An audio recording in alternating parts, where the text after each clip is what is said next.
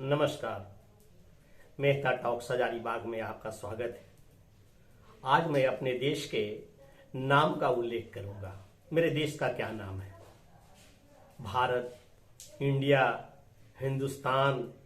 विश्व में ऐसा कोई भी देश नहीं है जिसका दो नाम हो या दो से अधिक नाम हो, परंतु हमारा दुर्भाग्य कि दो नाम या तीनों नाम से हम जाने जाते हैं। भारतवर्ष हमारे देश का नाम है। वैदिक नाम और भी इसके पूर्व नाम आर्यावर्त, जम्बूद्वीप, इस प्रकार से अनेक नाम हमारे हैं जो पुराने हैं, वो मेरे अपने नाम हैं। लेकिन मेरा आखिरी नाम उधर पुरातन काल से जो समुद्र सिंधु है उससे उत्तर की ओर तथा बर्फीले पहाड़ की जो पहाड़ श्रेणियां हैं, पर्वत श्रेणियां हैं, वहां तक के जो क्षेत्र है वह क्षेत्र भारतवर्ष है।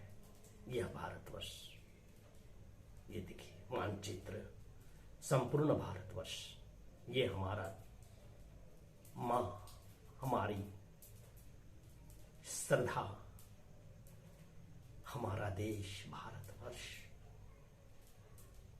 यह नाम पड़ा प्राचीन समय में ऋषि विश्वामित्र जब ध्यान कर रहे थे, तप कर रहे थे, उस समय उर्वशी आई और मोहक नृत्य कलाओं से विश्वामित्र को तप से विरत किया और उन दोनों के संयोग से एक कन्या उत्पन्न हुई जिसका नाम शकुंतला। ऋषि तो चले गए अन्यत्र और उर्वशी भी चली गई इंद्रलोक, वह रह गई भूलोक में बच्ची शकुंतला। वो शकुन नाम के पक्षी पर उसका नाम शकुंतला उनके पालने वाले एक ऋषि कण्व ऋषि ने दिया। कण्व ऋषि के आश्रम में वह नवजात बढ़ी, पली, जुआ हुई, वनों के बीच में, फूलों के बीच में हंसती खेलती, अनुपम सौंदर्य की स्वामिनी। उनसे जब भेंट महाराजा दुष्यंत का हुआ तो दोनों में प्रेम हो गया और दोनों ने गंधर्व विवाह किया। दोनों के विवाह के पश्चात दुष्यंत तो वापस लौट गए, लेकिन ये शकुंतला कण्व ऋषि के आश्रम में ही रहने लगे और उनके संजोग से यह गर्भवती हुई, एक पुत्र का जन्म हुआ। दुष्यंत किसी कारणवश इस बात को भूल गए थे कि शकुंतला से वन में वो विवाह करके आए हैं और वहां कुछ ऐसा चल रहा है। बाद के दिनों में शकुंतला से जो पुत्र उत्पन्न हुआ उसका नाम भरत हुआ और यह भरत बहुत ही वीर साहसी बालक, बचपन में ही शेरों के साथ, शेर शावकों के साथ खेला करते थे। और जब राजा दुष्यंत आए, अपने पुत्र को ले गए तो वे राजा हुए ये हस्तिनापुर के। तो बहुत ही पराक्रमी, बहुत ही प्रतापी योद्धा महाराज भरत के प्रभाव से, उनके बाहुबल से पृथ्वी पर जो शासन हुआ वह शासन अद्भुत था। ऋषि मुनि, हर प्रकार के, हर वर्ग के लोग भरत के राज्य में प्रसन्न रहा करते थे और उस समय से, इनके राज्य करने के समय से ही इस देश का नाम भारत हो गया और यह भारत हुआ, हम भरतवंशी कहलाए और यही अंतिम नाम, हमारा नाम, हमारे देश का नाम भारत है। परंतु फारस से ये उर्दू बोलने वाले, पर्शियन बोलने वाले उर्दू नहीं, ज्यादा पर्शियन ही, वो फारस देश से फारसी शब्द का प्रयोग करने वाले जब आए इधर इस क्षेत्र में, तो इन्होंने सिंधु घाटी को देखा कि ये चूंकि पहले और आज भी जल की आवश्यकता है, तो पहले नदी जल जहां रहता था वहीं आबादी होती थी और उसकी ही सभ्यता संस्कृति से लोग जन समुदाय पल्लवित पोषित होते थे।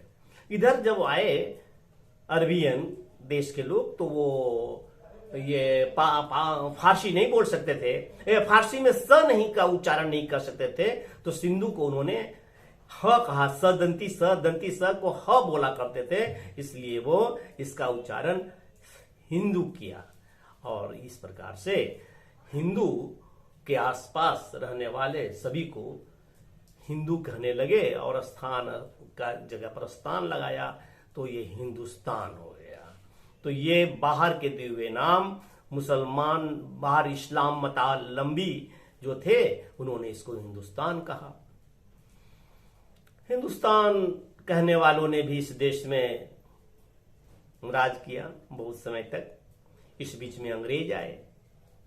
अंग्रेज जब आए तो वे क्या कहे, वे जब आए तो ऐसे तो लोग कहने के लिए कहते हैं कि सिंधु को इंडस कहते हैं, इसलिए ये इंडिया कहने लगे, लेकिन ऐसी बात नहीं है। अंग्रेजों में क्रिश्चियन धर्म के मानने वाले जो ब्रिटिशर थे, वे भी कम धर्म के प्रति वो कट्टर नहीं रहे, या आज भी नहीं है। ऐसा बात नहीं है, ऐसी बात नहीं है। उन्होंने, उनका मानना था उन दिनों कि जिन दंपति का विवाह, जिस स्त्री का विवाह चर्च में नहीं हुआ है, उस स्त्री से उत्पन्न संतानें अवैध है। और उस अवैध शब्द के लिए शब्द था इंडियन या इंडियन है। Red Indians, West Indies, Indonesia आदि ऐसे देश उनके द्वारा पुकारे गए नामों के उदाहरण हैं। वे अपने ही देश के अंदर कबीलों में और जंगलों में, वनों में जहां देखते थे आदिवासी हैं, वे अपनी रीति रिवाज परंपरा से विवाह करते थे, तो उनके संतानों को या उन लोगों को ये लोग इंडियन कहते थे। ये अर्थात ये चर्च से सम्मत विवाह नहीं हुआ है उनकी उत्पन्न संतानें। तो ऐसे अंग्रेज जब भारत आए और भारत की आबादी को, इनके धन दौलत तो उन्हें बहुत प्यारा लगा, और चूंकि यहाँ के सारे लोग अपने एक पारंपरिक विवाह, सनातनी विवाह, सनातन धर्म इन लोग का जो बहुत समृद्ध, लेकिन हर व्यक्ति क्या समझे, उनको कहने के लिए क्या चाहिए था, उन्होंने या एक प्रकार से समझे कि असम्मान की दृष्टि से उन्होंने हमें इंडियन कहा। लेकिन हम गुलाम होने के बावजूद, गुलाम आजादी मिलने के बावजूद भी इंडियन का ठप्पा अपने ऊपर से नहीं हटा सके, और ये इंडिया उनके कहे अनुसार आज भी हम इंडिया हैं, इंडिया दैट इज भारत। संविधान बनने के समय ही यह हट जाना चाहिए था। इस प्रकार आज ये तीनों नाम भारत, हिंदुस्तान और इंडिया चल रहा है। हम हिंदुस्तान को तो बदल कर हिंदुस्तान कह सकते हैं, लेकिन इंडिया तो किसी भी रूप में स्वीकार नहीं है।